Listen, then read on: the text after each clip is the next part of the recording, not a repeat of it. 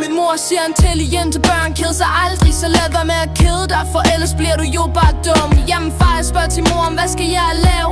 Mor svarer bare, at livet er en gave, og at man selv bestemmer, hvordan man vil pakke det ud og leve sit liv. At man ikke skal spille det på tidsfordriv eller dårlige mænd, som der ikke ved, hvad de skal bruge den til. Hvad for en mener du, den som der hænger ned imellem deres ben? Jamen far, nu er jeg ikke engang kommet over den kriminelle lav alder og har et stort behov. Altså far, nu gør du mig flov og skal forstås bagfra.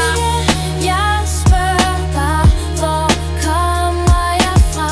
Du kom med storken.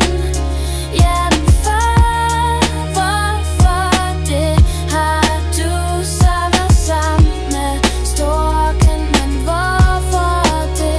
Når du har mor, og jeg har jo ikke et næb og vinger. Min pige, du er tit næbbet og mister jordforbindelsen nogle gange. Men spørg din mor, hvor du kommer fra. Hej mor, hvor kommer jeg fra? Du kommer hjem fra.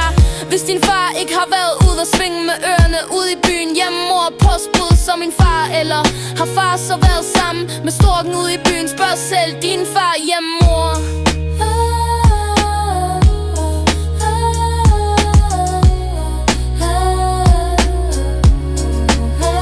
Jeg tror ikke at far selv ved det. Betyder det så jeg er et donorbarn, eller er blevet lavet som et rent glasbarn? Eller det som der værd, er jeg blevet adopteret, eller er et hittebarn? Eller er jeg blevet sendt til jorden fra Gud? Men jeg kan altid bedst lide min far, men min mor er den sødeste. Du spørger for meget og ved for lidt. Jamen far, hvis jeg ikke spørger, så får I jo ikke noget at vide om hvordan I blev gravid.